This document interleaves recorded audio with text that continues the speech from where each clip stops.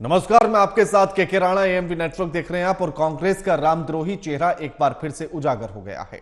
तेलंगाना की कांग्रेस सरकार ने हैदराबाद में रामनवमी की शोभा यात्रा निकालने की अनुमति को रद्द कर दिया है, जिसके बाद से सियासी पारा ऊपर की तरफ चढ़ने लगा। इसी पर हम आज चर्चा करेंगे, लेकिन उससे पहले रिपोर्ट देखिए।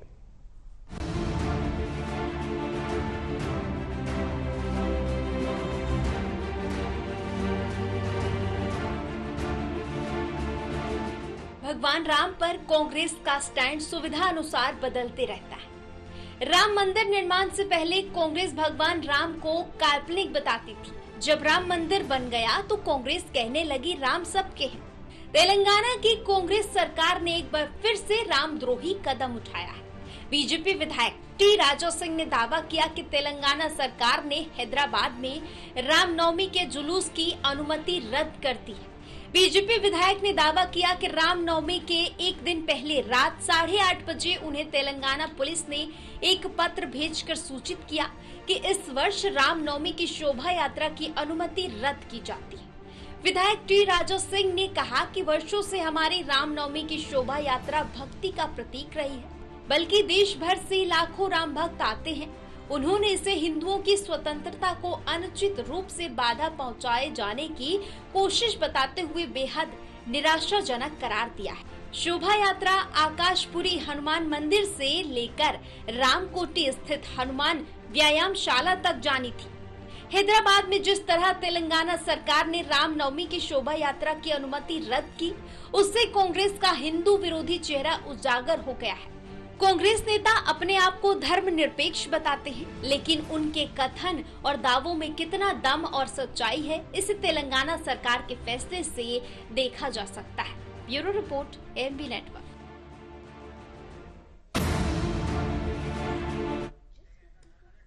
पहले अनुमति दी जाती है कि आप यात्रा निकाल सकते हैं, फिर अचानक से पुलिस प्रशासन की तरफ से एक पत्र आता है और जिसमें रात 8 बजे यह कहा जाता है कि अनुमति नहीं दी जाती है, शोभा यात्रा नहीं निकाल सकते हैं। इसी के बाद से बवाल शुरू होता है, इसी के बाद से हंगामा शुरू होता है और बीजेपी कांग्रेस पर आरोप लगाने लगती है कि यह कांग्रेस और एआईएमआईएम की मिली भगत है। और हमारे साथ जो मेहमान जुड़ गए उनका परिचय आपसे करा देते हैं। हमारे साथ खेमचंद शर्मा जुड़ गए हैं, प्रवक्ता है बीजेपी के। डॉक्टर मोहित शर्मा जुड़ गए, हिंदू धर्मगुरु हैं। और आशीष मिश्रा हमारे साथ जुड़ गए हैं, प्रवक्ता है कांग्रेस के। आप तीनों का स्वागत है एएमपी नेटवर्क पर। आशीष जी, पहला सवाल आपसे ही कि आप पर आरोप यह लगा है कि कांग्रेस पार्टी की सरकार होने के नाते शोभा यात्रा निकालने की अनुमति नहीं दी गई। पहले अनुमति प्रशासन देता है और फिर अचानक से रद्द कर देता है, आखिर क्यों? आशीष जी। राणा जी, सबसे पहले आपको नमस्कार और हमारे जितने भी पैनल में बैठे हुए सभी साथी हैं, सभी लोगों को नमस्कार, जय श्री राम। मैं आपको एक चीज बताना चाहता हूं आपके माध्यम से। आज रामनवमी का एक पावन पर्व है, इसके लिए मैं समस्त देशवासियों को बहुत बहुत शुभकामनाएं देता हूं रामनवमी के पावन पर्व पर। और देखिए, रह गई बात, आपने कहा कि कांग्रेस पार्टी और एमआईएम का आपने नाम साथ में जोड़ा, तो देखिए मैं आपको एक चीज बताना चाहता हूं कि शासन और प्रशासन ये दो विविध अलग अलग चीजें होती है। प्रशासनिक अधिकारियों को यह तय करना होता है कि लॉ एंड ऑर्डर को कैसे सुरक्षित रखा जाए और किस समय में और कैसे क्या करना है। टी राजा सिंह जिसका नेतृत्व कर रहे हैं रामनवमी पे, मुझे नहीं लगता, क्योंकि विशेष इस विषय में मेरी जानकारी नहीं है, कि पुलिस प्रशासन ने या सरकार ने उनको अनुमति दी थी कि आप शोभा यात्रा को निकालें। दूसरी चीज, प्रशासन के सामने इस समय सबसे बड़ी चुनौती है, आचार संहिता लगा हुआ है। आचार संहिता लगे होने के कारण नहीं, लेकिन आरोप तो यह है ना कि आचार संहिता तो ईद और रमजान के समय पर भी थी। तो कौन सी शोभा यात्रा कहां निकाली गई? और प्रशासन को यह बात तय करने दीजिए कि लॉ एंड ऑर्डर कैसा होगा। मैं आपको एक चीज बताना चाहता हूं कि टी राजा सिंह जो कि नेतृत्व कर रहे थे, अभी आपने देखा होगा मुंबई के अंदर एक, मुंबई से सटा हुआ मीरा रोड एक क्षेत्र है, मीरा रोड क्षेत्र के अंदर आकर टी राजा सिंह जो हमेशा से विवादित बोलों के लिए जाने जाते हैं, उन्होंने आके यहाँ पे दो समाज के बीच में टेढ़ निर्माण करने का, मतलब कि दंगा निर्माण हो, ऐसे अपशब्दों का इस्तेमाल किया और वहां के लोगों को भड़काने का प्रयास किया, जिसके लिए लेकिन महाराष्ट्र में आशीष जी, आज मेरा शिंदे सवाल की तो आपसे सरकार बड़ा सीधा है ना। Rana ji let me complete. Rana ji, जी। आज महाराष्ट्र में शिंदे जी की सरकार है भारतीय जनता पार्टी के समर्थन में, जिसके वो खुद भारतीय जनता पार्टी के विधायक हैं। मीरा रोड में उनके भड़काऊ भाषण देने के लिए उनके ऊपर एफआईआर दर्ज की गई है। तो जरूरी है आज के समय पे प्रशासन की जिम्मेदारी है किसी भी प्रकार की कानून व्यवस्था में कोई भी टेढ़ निर्माण नहीं, ना लेकिन हो। देखिए मेरा सवाल और दूसरा आपस में था आशीष जी, समाज के मेरा लोग सवाल न दूसरा लड़े। था। मेरा इसलिए सवाल ये है टी कि राजा सिंह अगर हमेशा से विवादित बोलों के लिए जाने सुन जाते लीजिए हैं। ना, सवाल तो सुन लीजिए आशीष जी। मेरा सवाल ये है कि अगर एक वर्ग का मन है, उसकी आस्था है, उसकी श्रद्धा है, उसकी भक्ति है और वो शोभा यात्रा निकालना चाहता है और अगर प्रशासन मना करता है, अनुमति देने के बाद रद्द करता है, तो क्या सरकार नहीं पूछेगी या प्रशासन की जवाबदेही नहीं होगी? बिल्कुल होगी। तो प्रशासन ये चीज देखता है कि भैया अगर किसी चीज का नेतृत्व करने वाला व्यक्ति कौन है, इस नेतृत्व में क्या हासिल होने वाला है, इससे समाज को क्या लाभ है, लोगों की कितनी यानी कि आप आस्थाएं ये हैं। कह रहे हैं कि टी राजा उसका नेतृत्व करते इसलिए मना किया गया, प्रशासन ने ये देखा? टी राजा की करतूतें हैं पिछले महीने, ज्यादा समय पहले की बात नहीं है।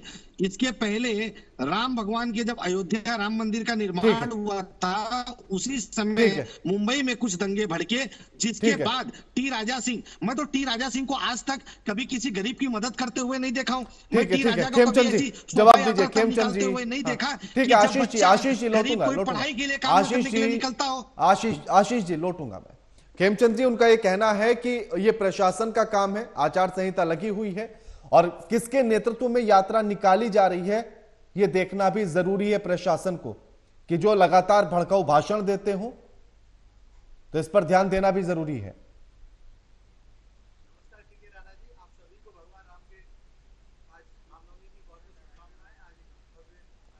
खेमचंद जी, आपकी तरफ से म्यूट है, एक बार उसे अनम्यूट कर लीजिए, आपका ऑडियो क्लियर नहीं है।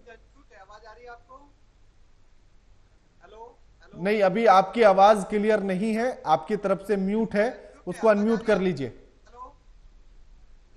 आवाज आ रही है? खेमचंद जी, ठीक है, मैं लौटता हूं खेमचंद जी आपके पास। आपकी तरफ से आपका ऑडियो म्यूट है, एक बार उसे अनम्यूट कर लीजिए तो आवाज स्पष्ट आ जाएगी।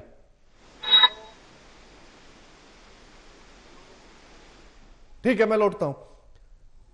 मोहित जी, ये कहना है आशीष जी का कि प्रशासन की जिम्मेदारी है और ये प्रशासन को देखना है कि अनुमति किसको देनी है, नहीं देनी है और किसके नेतृत्व में ये रैली होनी थी, शोभा यात्रा निकाली जानी थी, ये समझना भी जरूरी है। मोहित जी,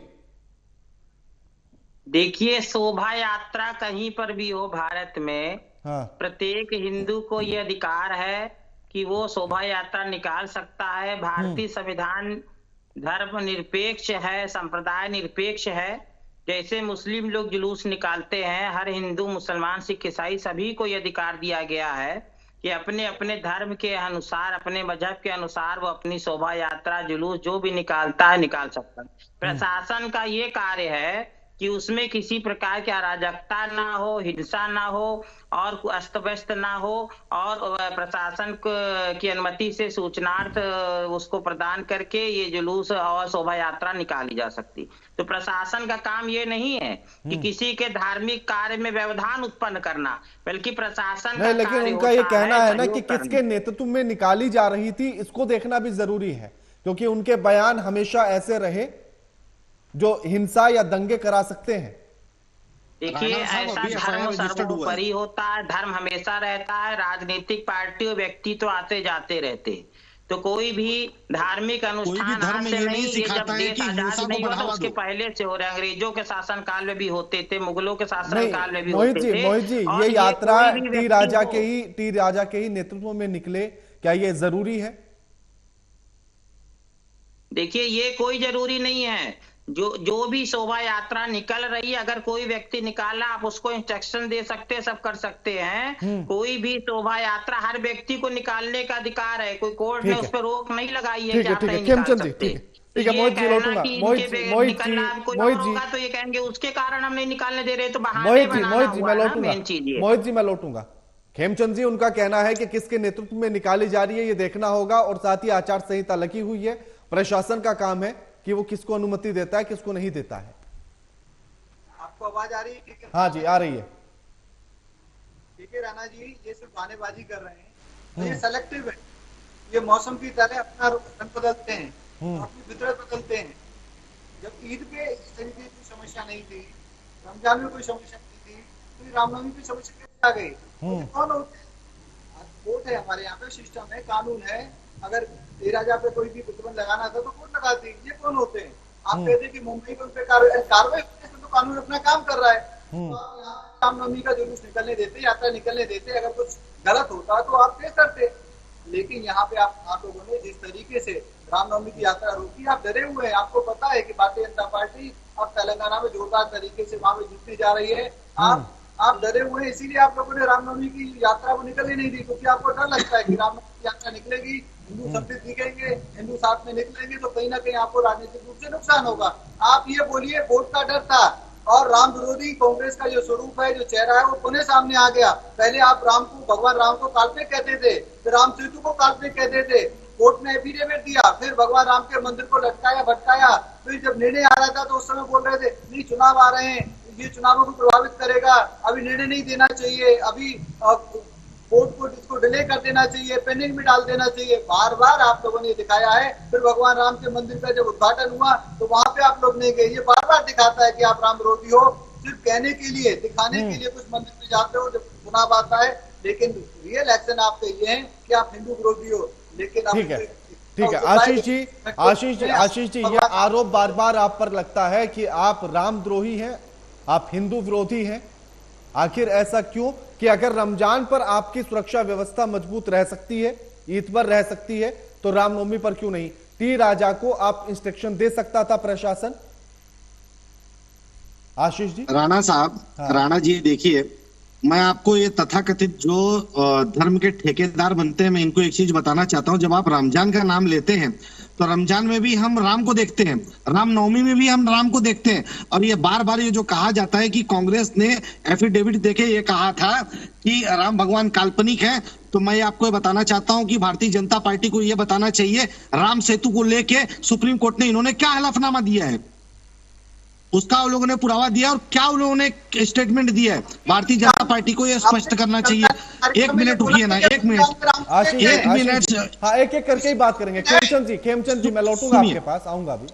और टी राजा सिंह, मैं एक चीज बताना चाहता हूं, अगर जुलूस निकल रहा है तो मैं बोलना चाहता हूं कि भारतीय जनता पार्टी के प्रवक्ता और हिंदू धर्म गुरु के नाम पे जो डॉक्टर साहब बैठे हैं, क्या ये अपने आप को हिंदू नहीं मानते? ये लोग यहाँ पे क्या कर रहे हैं? ये लोग जुलूस क्यों नहीं निकाले हैं, क्यों नहीं शामिल हुए? क्या इनकी आस्था नहीं है? तो देखिए क्या होता पता है आशीष जी, भगवान राम, राणा साहब 10 सेकंड, राणा साहब 10 सेकंड, राणा साहब 10 सेकंड, आशीष जी मैं 10 नहीं 20 सेकंड दूंगा, लेकिन तर्क थोड़ा बेहतर दीजिएगा। तर्क बेहतर ही दे रहा हूँ महोदय। नहीं, आपने कहा कि वो यहाँ बैठे हैं, क्या वो हिंदू नहीं है? क्या वो आखिर शोभा यात्रा में क्यों नहीं गए? तो पूछना पड़ेगा ना महोदय, पूछना पड़ेगा, बिल्कुल पूछना पड़ेगा। देखिए मैं आपको यानी कि आप भी हिंदू नहीं है, आप शोभा यात्रा में नहीं गए, आप हिंदू नहीं है? नहीं, सुनिए ना, भगवान राम हमारे हृदय में रहते हैं, भगवान राम हमारे हृदय में रहते हैं। हम हनुमान की तरह रहने वाले लोग हैं, जो सीना चीर के ना हमारे दिलों में राम बसते हैं। रमजान पर क्यों नहीं लगाई पाबंदी? आपने ईद पर पाबंदी क्यों नहीं लगाई? कह देते अल्लाह भी दिल में रहते हैं। बिल्कुल लगी थी। रमजान के समय भी प्रशासन ने चेताया था, लेकिन इस समय आप लोग जरा पुलिस विभाग के अधिकारियों के भी दर्द को समझो, क्योंकि आचार संहिता लगने के बाद पुलिस डिपार्टमेंट के ऊपर बहुत से काम का लोड पड़ा हुआ है। अभी कितने दिन गुजरे ईद को, चीजों की जिम्मेदारी, कितने दिन गुजरे? पुलिस वालों के दर्द को समझिए, पुलिस विभाग के अधिकारियों के दर्द को समझिए। आशीष जी मैं वही समझ रहा हूँ, बताइए ना, आचार संहिता लागू कब हुई? आचार संहिता लागू हुई है 17 तारीख को। हाँ, और ईद कब थी? वो भी आचार संहिता, सुनिए, जिस दिन आचार संहिता लागू हुई थी उसका भी कारण, उसका भी सुन लीजिए। आचार संहिता सबको पता था कि भारत जोड़ो न्याय यात्रा का रूट मैप पहले से तय है। मुंबई में इंडिया अलायंस या गठबंधन जिस दिन आएंगे उसके पहले उसी दिन आचार संहिता लगाना, ये चीज दिखाता है कि इंडिया गठबंधन से भारतीय जनता पार्टी और मोदी सरकार घबराई हुई है। आशीष जी मेरा सवाल दूसरा है कि ईद कब थी? ईद अभी पिछले दिनों थी। पिछले दिनों थी, यानी कि आचार संहिता लगने के बाद थी। बिल्कुल। तो तब पुलिस पर डबल प्रेशर नहीं था? बिल्कुल था। तो फिर कैसे उसको अनुमति कैसे दे दी गई? ठीक है, तो आप मुझे एक बात बताइए, पुलिस प्रशासन ने जब उनको अनुमति दिया, बराबर, हाँ। आप मुझे ये जो शांति से इन लोगों ने अपने रमजान के समय जहां कहीं भी जुलूस निकले उनके, आप मुझे बता दीजिए एक जगह पे कोई हिंसक भाषण आया हो या तो एक जगह पे कहीं हिंसा भड़की हो? आपको पहले से कैसे पता लग गया कि रामनवमी पर कुछ हिंसा होगी? ये आपको कैसे पता लगा? आशीष जी, एक एक करके बात करेंगे। खेमचंद जी, मोहित जी, एक एक करके बात करेंगे। अभी मैं सवाल कर रहा हूं। क्योंकि जब टी राजा सिंह के ऊपर अभी कुछ दिन पहले ही मीरा रोड में भड़काऊ भाषण देने के लिए मुकदमा दर्ज हुआ है, और ये एक बार नहीं है, बार बार टी राजा इसी प्रकार की हरकत करते हैं। मैं कहता हूं क्या पहले अनुमति दे दी गई? आशीष जी, पहले अनुमति दे दी गई, तब टी राजा नहीं दिखाई दिए। पुलिस प्रशासन पूरी व्यवस्था में लगी है। अभी 2 दिन पहले निरीक्षण किया पुलिस आयुक्त ने। मैं इसके लिए आपसे कहना चाहता हूं कि आप केरला विभाग के, तेलंगाना विभाग के जो डीजीपी हैं, आप उनसे प्रेस कॉन्फ्रेंस करवाइए और उनसे कहिए कि भाई ऐसा क्यों कराऊं? ये आप कराइए ना, सरकार में आप हैं, मैं थोड़ी सरकार में हूं। कैसी बात कर रहे हैं आप? सरकार में आप लोग चाहते हैं काम मैं करूं? नहीं, प्रशासन में इस समय जो है डीजीपी जो लॉ एंड ऑर्डर देख रहे हैं, आप उनसे सवाल पूछोगे कि हमसे पूछोगे? हमसे आप शिक्षा के बारे में पूछ सकते हो, आप हमसे स्वास्थ्य के बारे में पूछ आपके अंडर में नहीं आता? आप हमसे जुलूस के बारे में पूछोगे? प्रशासन आपके अंडर में नहीं आता? अगर नहीं आता हो तो मैं सवाल नहीं करूंगा। कांग्रेस पार्टी ने तेलंगाना में सरकार बनाया है, तो रेवंत रेड्डी जी की जिम्मेदारी है कि उन्होंने जो 6 गारंटियों की बात की थी, महिलाओं को सुरक्षा कैसे मिले, महिलाओं को आत्मसम्मान की रक्षा कैसे की जाए, शिक्षा लोगों तक कैसे पहुंचे, प्राइवेट संस्थानों पे रोक नकेल कैसे कसी जाए। आशीष जी, एक भूखे व्यक्ति को पेट कैसा भरा जाए, रोजगार के मुद्दे पे तेलंगाना के जो मैनिफेस्टो में आपने वादे किए थे उस पर भी चर्चा कर लूंगा, लेकिन इतना बता दीजिए कि तेलंगाना की सरकार के अंदर में पुलिस आती है या नहीं आती है? 6 वादे जो रेवंत रेड्डी जी ने किए थे उसको अमली जामा उन्होंने पहनाया या नहीं पहनाया? आशीष जी, मेरा सवाल दूसरा, मैं वही पूछ रहा हूं। तेलंगाना की सरकार के अंडर में पुलिस प्रशासन आता है नहीं? सेतु के ऊपर भारतीय जनता पुलिस पार्टी प्रशासन आता है नहीं? क्या हलफनामा दिया? सरकार के अंडर में पुलिस प्रशासन है या नहीं? बताइए, सरकार के अंडर में पुलिस प्रशासन है या नहीं? बिल्कुल है। तो फिर किसकी जिम्मेदारी होगी? सवाल कौन करेगा? अरे राणा साहब, कौन लेगा? मैं कह रहा हूं, आप प्रशासन से पहले पूछिए, फिर हमको बताइए, तो हम बताएंगे ना। सरकार अरे तो आप पूछिए ना कि रद्द क्यों की? ये सवाल आप करेंगे ना पुलिस प्रशासन से? सरकार ने स्पष्ट पक्ष कर दिया है। टी राजा सिंह जैसे दंगाई जो समाज में द्वेष की भावना लेकर 4 दिन पहले दंगाई नहीं दिख रहा था टी राजा? जब रात को रद्द किया जाता है, पहले अनुमति दे दी जाती है शोभा यात्रा की, फिर याद आता है कि अच्छा टी राजा है इसके नेतृत्व करने वाले। जानकारी नहीं है, अनुमति के विषय में मुझे जानकारी नहीं है, इस वजह से मैं उस पर टिप्पणी नहीं करूंगा। तो क्या टी राजा पर प्रतिबंध नहीं लगाया जा सकता था? शोभा यात्रा की अनुमति कुछ शर्तों के आधार पर नहीं दी जा सकती थी? जिस प्रकार से सरदार वल्लभ भाई पटेल ने आरएसएस को बैन करने का काम किया था, उसी प्रकार से मुझे ऐसा लगता है कि टी राजा को बैन करने की बात होनी चाहिए। कहीं कोई भी बात कहीं भी जोड़ दी जाए, मेरा इतना सा पूछना था कि क्या पुलिस प्रशासन टर्म एंड कंडीशन के आधार पर अनुमति नहीं दे सकता था? सरदार वल्लभ भाई पटेल जी ने पहचाना था कि समाज में आग लगाने वाला एक संगठन है, इसलिए उसको बैन करना चाहिए। मुझे लगता है कि राजा को भी बैन करना चाहिए। Ashish ji, term and condition के आधार पर अनुमति दी जा सकती थी या नहीं? तो शोभा यात्रा कैसे निकली? कहां निकली? शोभा यात्रा के रद्द होने पर ही तो चर्चा कर रहे हैं हम। पूरे भारत में देख लीजिए। पूरे भारत की बात नहीं कर रहा, मैं तेलंगाना की बात कर रहा हूं। तेलंगाना को विषय क्यों बना रहे हो आप? तेलंगाना का नेतृत्व ठीक नहीं था मेरे ख्याल से। टी राजा के नेतृत्व में टी राजा के ऊपर गुनाह दर्ज हुआ है, एक बार स्पष्टीकरण हो जाने दीजिए उसके ऊपर। पश्चिम बंगाल में भी ममता बनर्जी ने रोक दी थी, वो भी कह रहे थे कि रूट बदल लीजिए, फिर हाई कोर्ट से लेटर आता है, वो कहते हैं कि अनुमति है आपको, आप जैसे निकाल रहे वैसे निकालिए। सोचे कि शोभा यात्रा के लिए एक जगह हाईकोर्ट जाना पड़ता है सिर्फ शोभा यात्रा निकालने के लिए, दूसरी जगह एक अजीबोगरीब तर्क दिया जाता है। पश्चिम बंगाल की आप बात कर रहे हो, तो मुझे एक बात बताइए, आप अभी तक पूछ रहे थे ना सरकार के अंदर में पुलिस होती है, तो एक बात बताइए, सरकार ने पुलिस प्रशासन डीजीपी को बदला या किसने डीजीपी को बदला? आप अधिकारियों जो काम करने वाले अधिकारी हैं, आप ऐसे समय पे उनकी बदली करके क्या साबित करना चाहते हैं? मतलब भारतीय जनता पार्टी के मन में से ही भटक जाते हैं, आप मुद्दे से ही भटक जाते हैं आशीष जी, आप मुद्दे से ही भटक जाते हैं। बात हो रही है शोभा यात्रा पर, आप चले जाते हैं सरदार वल्लभ भाई पटेल पर, आप चले जाते हैं आरएसएस पर।